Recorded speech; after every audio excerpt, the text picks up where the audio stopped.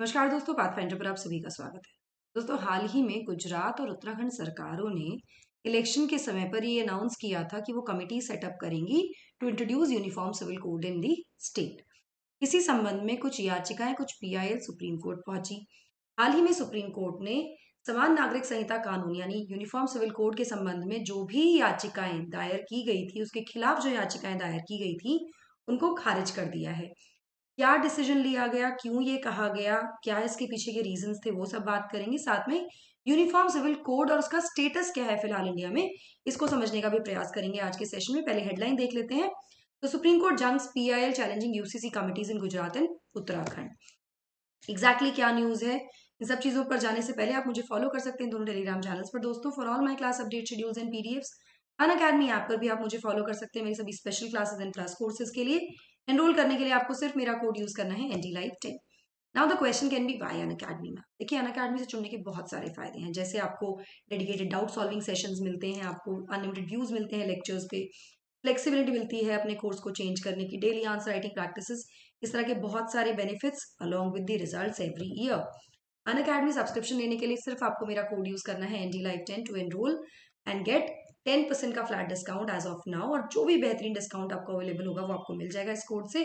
साथ में मेरी गाइडेंस और सपोर्ट भी रहेगा आपकी जर्नी में। चलिए न्यूज देख लेते हैं। तो सुप्रीम कोर्ट ने मंडे को उन सभी पब्लिक इंटरेस्ट लिटिगेशन को खारिज कर दिया जो कि चैलेंज कर रही थी गुजरात और उत्तराखंड सरकार के इस डिसीजन को, जिसमें उन्होंने कहा था कि वो एक कमिटी सेटअप करेंगे ताकि इंट्रोड्यूस किया जा सके यूनिफॉर्म सिविल कोड को राज्य में।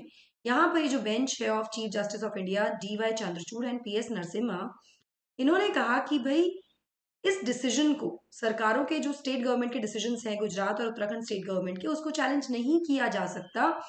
ये कहते हो कि वो अल्ट्रा वायर्स है कॉन्स्टिट्यूशन से, यानी वो संविधान के दायरे से बाहर जाकर है, क्योंकि जो राज्य डिसीजंस ले रहा है वो within the power of the state है, which is given under article 162। Article 162 में दी गए हैं अधिकार जो कि बात करती है of the extent of executive power of the state. कार्यपालिका शक्ति क्या है राज्य की, उस संबंध में बात करते हैं। उसी अधिकार के अंतर्गत ये डिसीजन लिया जा रहा है to introduce to set up a committee, ताकि यूनिफॉर्म सिविल कोड को इंट्रोड्यूस किया जा सके राज्य में। यहाँ पर जस्टिस चंद्रचूड़ ने कहा कि इसमें गलत क्या है, ये जो कमिटी कॉन्स्टिट्यूट की जा रही है वो राज्य अपनी एग्जीक्यूटिव पावर के अंदर ही कर रहे हैं, वो उससे बाहर जाकर नहीं कर रहे हैं। It is with in the powers that the state has.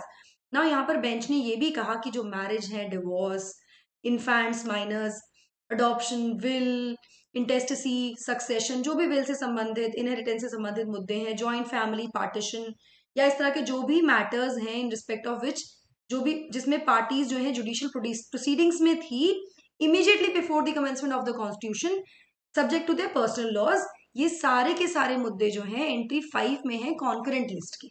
Now schedule 7 of the constitution talks about, I am sorry,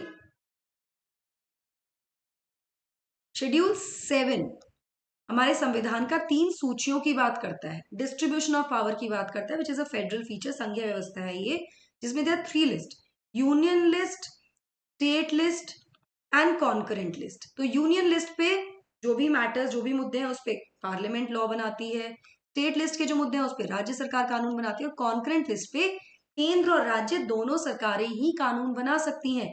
तो ये जो सभी मुद्दे हैं जो मोर और less you can see they are of civil matters हैं, ये सारे, इन पर कानून बनाने का अधिकार, इन सब मुद्दों पर कानून बनाने का अधिकार राज्य और केंद्र दोनों को है। तो यहाँ पर दोनों ही लॉज बना सकते हैं जो भी सब्जेक्ट्स कॉन्करेंट लिस्ट में मेंशन है, ये बात कही गई। नाउ मैं आपको बता दूं कि अक्टूबर 29 2022 में गुजरात के होम मिनिस्टर हर्ष सांघवी ने अनाउंस किया था कि स्टेट कैबिनेट ने डिसाइड किया है कि वो एक कमेटी का गठन करेगी जिससे कि यूनिफॉर्म सिविल कोड को इम्प्लीमेंट किया जा सके राज्य में। इसी तरह से 2022 में ही उत्तराखंड सरकार ने भी कॉन्स्टिट्यूट की है कमिटी ऑफ एक्सपर्ट्स, ताकि वो एग्जामिन कर सके रेलिवेंट लॉज जो कि रेगुलेट करते हैं पर्सनल सिविल मैटर्स को, जो भी राज्य के नागरिक हैं उनके, and to prepare a draft law और लॉज और suggest changes in the existing laws on this subject that include marriage, divorce, property right, succession, majorly this civil laws, adoption, maintenance, custody, guardianship. And इसके बाद committee को एक तरह से prepare करनी थी रिपोर्ट इन सभी के बाद, जो कि मदद करेगी यूनिफॉर्म सिविल कोड को इम्प्लीमेंट करने में राज्य में। तो ये इन दोनों डिसीजंस के विरोध में ये PIL सुप्रीम कोर्ट में थे, जिसको खारिज कर दिया गया है।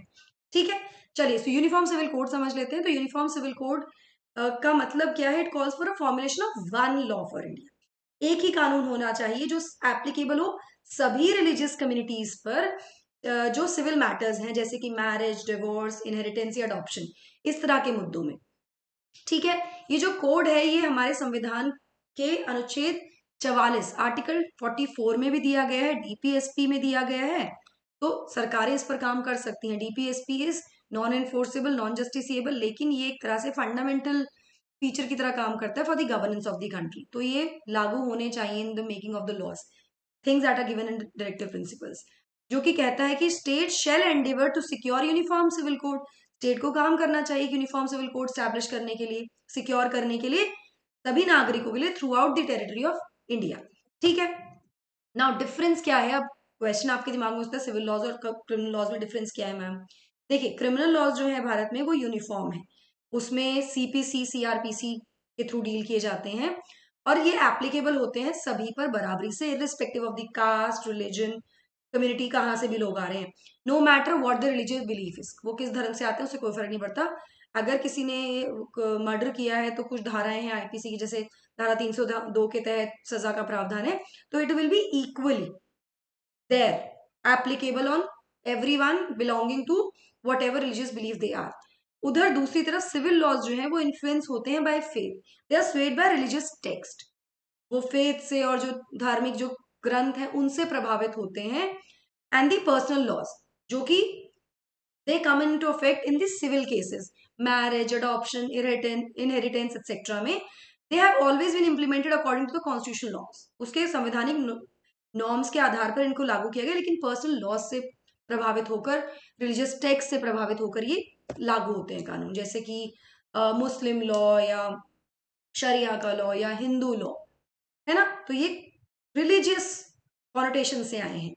ना अगर हम स्टेटस देखें यूनिफॉर्म सिविल कोड का भारत में, तो इंडिया में बहुत सारे ऐसे कानून हैं, सिविल मैटर्स हैं जो ऑलरेडी यूनिफॉर्म हो गए हैं, लॉज बने हुए हैं, जैसे कि Indian contract act, civil procedure code, criminal procedure code is different, ठीक है, sale of goods act, transfer of property, partnership etcetera, ये सब यूनिफॉर्म है सिविल मैटर्स में। लेकिन इसके बाद भी राज्यों ने काफी ज्यादा अमेंडमेंट्स किए हैं और अभी तक डाइवर्सिटी भी है सेक्युलर लॉज में भारत में इन सर्टन एस्पेक्ट। तो एक यूनिफॉर्मिटी लाने के लिए यूनिफॉर्म सिविल कोड को लागू होना आवश्यक है देश में। अलग अलग राज्य इसके लिए काम भी कर रहे हैं, लेकिन अगर अभी की बात करें तो सिर्फ गोवा इकलौता राज्य है भारत में जहां पर यूनिफॉर्म सिविल कोड लागू किया गया है अभी तक। ना अगर यूनिफॉर्म सिविल कोड लागू होता है तो उसका क्या क्या मायने होंगे भारत के लिए? देखिए, यूनिफॉर्म सिविल कोड का उद्देश्य है कि वो प्रोटेक्शन प्रोवाइड करे जो भी वल्नरेबल सेक्शन है सोसाइटी के, जैसे कि अंबेडकर जी ने भी कहा था, महिलाएं हैं इसमें, रिलीजियस माइनॉरिटीज आती हैं, और साथ साथ एक नेशनलिस्टिक फर्वर को भी प्रमोट किया जाएगा थ्रू यूनिटी, अगर ऐसा कोड लागू होता है तो। ठीक है, जब इसको इनैक्ट किया जाएगा तो कोड काम करेगा सिंप्लीफाई करने में कानूनों को, जो फिलहाल सेग्रीगेटेड है, अलग अलग हो रखे हैं presently on the basis of religious beliefs, जैसे हिंदू कोड बिल, शरीयत लॉ एक्सेट्रा। ठीक है, कोड सिंप्लीफाई करेगा कॉम्प्लेक्स लॉज को जो कि मैरिज सेरेमनीज के अराउंड है, इनहेरिटेंस, सक्सेशन, अडॉप्शन में है, ताकि क्योंकि उनको एक बना दिया जाएगा। अब हमको ये पता है कि अगर किसी ने कोई क्रिमिनल ऑफेंस किया है तो उसके लिए IPC की धारा है, CRPC की धाराएं हैं, उसके आधार पर सजा का प्रावधान है। जैसे मैंने आपको कहा कि 302, अगर मर्डर हुआ है तो 302 में सजा का प्रावधान है, तो वो सभी के लिए एप्लीकेबल है, सिंपल है।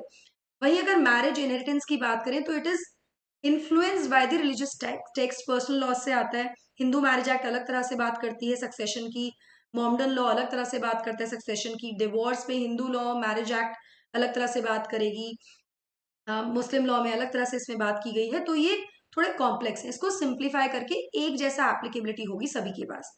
The same civil law will then be applicable to all citizens irrespective of their faith. जब ये लागू हो जाएगा तो एक ही सिविल लॉ सभी पर लागू होगा irrespective of their faith, like the criminal laws in India. नाउ इस यूनिफॉर्मिटी को लाने के लिए कोर्ट्स ने भी समय समय पर ये कहा है अपने जजमेंट्स में कि सरकार को UCC की तरफ आगे बढ़ना चाहिए। कुछ एग्जाम्पल्स इसमें शाहबानो केस, इस तरह के कुछ केसेस हैं। आप मुझे कमेंट सेक्शन में कुछ और केसेस बताइएगा जहां पे यूनिफॉर्म सिविल कोड लाने के लिए कुछ जजमेंट्स में ये कहा गया है। Write down them in the comment section. Alright, I hope आपको ये समझ में आया हो। दोस्तों आरंभ बैच 12 जनवरी से शुरू हो रहा है, अभी जाकर एनरोल कर लीजिए। ND live 10 is the code that you have to use. 2024 के लिए है ये। रफ्तार ऑलरेडी स्टार्ट हो चुका है प्लेटफॉर्म पे।